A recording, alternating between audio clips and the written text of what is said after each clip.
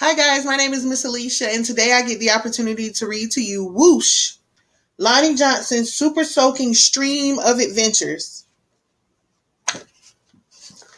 Look at all the blueprints of his inventions.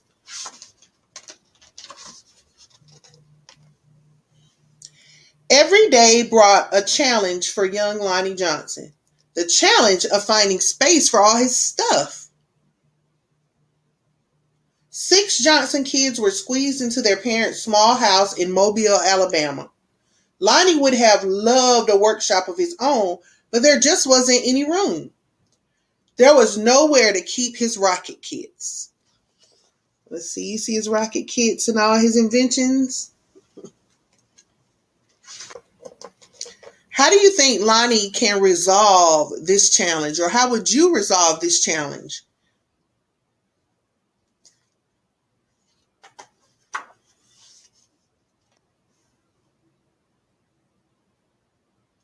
Bamboo shooters, rubber band guns, erector sets, go-kart engines, bolts and screws, and other spare parts his dad let him bring in from the shed, and various other things he'd haul back from the junkyard.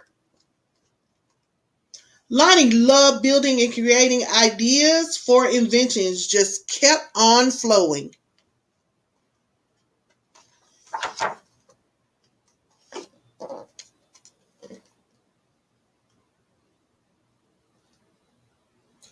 He learned how to make rockets from scratch. Kids at school gathered to watch Lonnie launch them, and he learned how to make rocket fuel. When it caught fire in the kitchen, Lonnie's mom didn't make him stop. She just sent him to work outside. Lonnie wanted to spend his life designing things, building things, and getting them to work. He wanted to be an engineer. However, Lonnie took an exam that said he would not make a very good one. His dream had been challenged. Lonnie was discouraged, but he knew that whoever had graded his test hadn't met Linux. Challenge. What do you think the word challenge means? Challenge is usually an obstacle or something you have to get over to get to your dreams.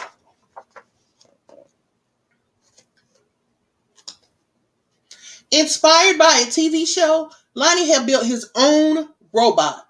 He made it out of scrap metal and named it Linux.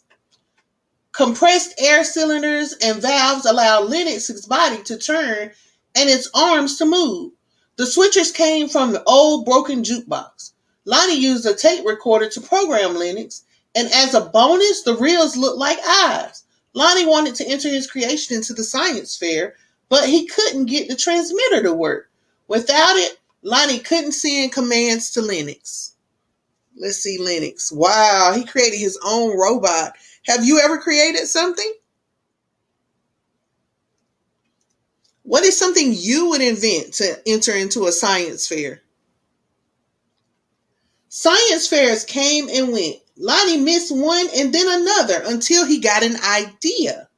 Now, Lonnie may or may not have asked before he borrowed his little sister's walkie-talkie. But it fixed the transmission issue. His school team took freshly finished Linux to a 1968 science fair at the University of Alabama, where only 5 years earlier, African American students hadn't been allowed. Okay, so they took Linux to the science fair. What do you think happened at the science fair when they took Linux? Having to compete in a place that still wasn't very welcoming. Now, that was a challenge with a capital C. Against other schools from all over the state, Lonnie's team won first place. So even somewhere they didn't think they would win, they kept trying and they won first place.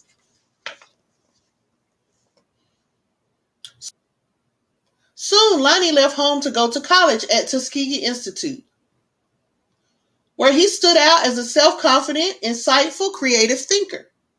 He stood out as a student who asked the right questions, precisely defined problems, and formulated solutions. And he stood out as the guy who built his own booming sound system out of cast off electronics. It even had lights that flashed in sync with the beat. Lonnie sometimes studied right in the middle of his own parties. The extra studying paid off. He became an engineer after graduation, and it took him beyond Alabama, way beyond. Wow, so even after they told him he wouldn't be an engineer, he kept working and was able to become one. Let's see how. When NASA was sending an orbiter probe called Galileo to Jupiter, the space agency needed to ensure a constant supply of power to the orbiter's computer memory. The engineer who had to figure out how to do it was Lonnie.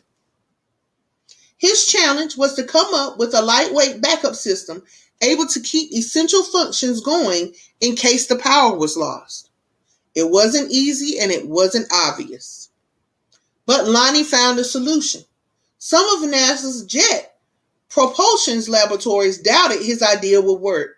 Lonnie convinced them it would. He was right.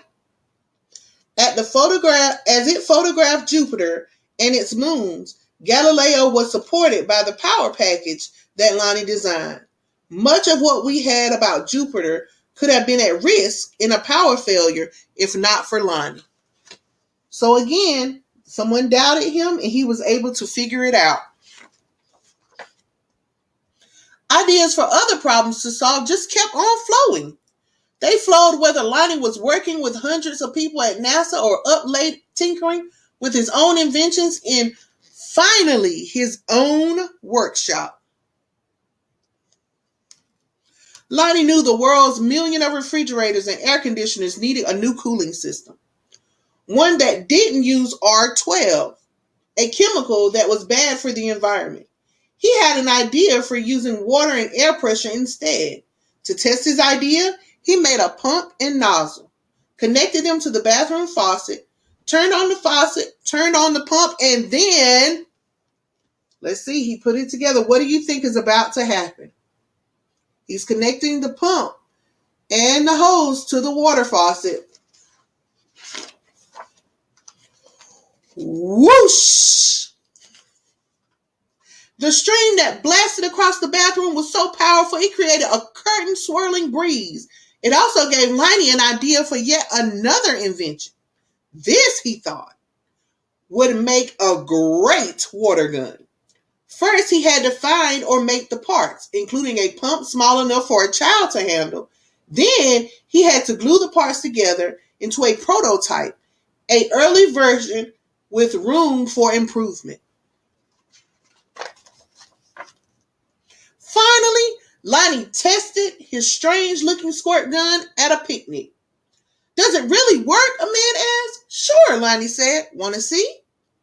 Lonnie worked the pump, which squeezed air into the chamber. When he pulled the trigger, the air escaped, forcing water out with a whoosh.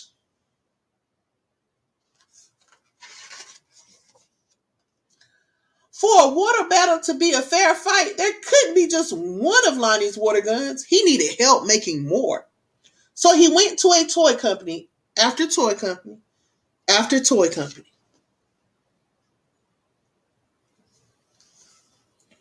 The word no flowed again and again, but finally, one company said yes. It planned to make his water gun. Lonnie also had other projects, a water-propelled toy airplane, 2 kinds of engines, and his schooling system. He went and found investors to provide the money for turning his ideas into products people could buy. He made a leap of faith, quit his job, and devoted himself to full-time inventing.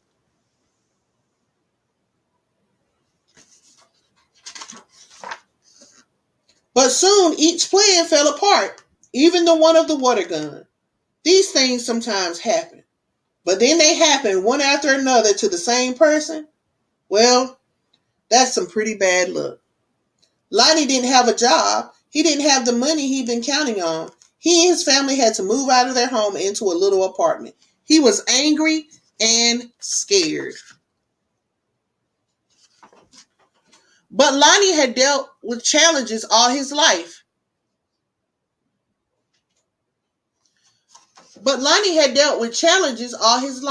He knew a lot about solving problems and still believed in his inventions, especially his water gun.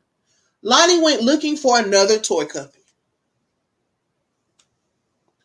So he was sad and scared, but he kept working towards his goal. In 1989, he found a toy maker who was interested in seeing his water gun if Lonnie ever happened to be in Philadelphia. But don't make a special trip, the guy said. Lonnie made the special trip. In his wife's suitcase, he carried a new prototype. He unpacked it, filled the tank with water, pumped the gun until the air pressure was good and high, and you guessed it, whoosh! Wow!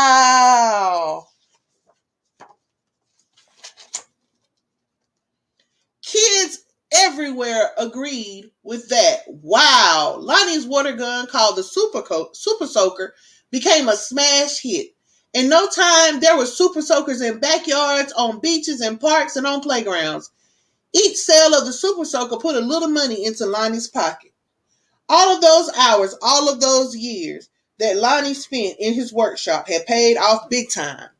Now, he could afford to do just anything he wanted. He got a bigger workshop, which is where you'll find him today. Because facing challenges, solving problems, and building things are what Lonnie Johnson loves to do. And his ideas just keep on flowing. So he is still inventing things, even though he sold the Super Soaker to all those children. Here are some more blueprints of his designs.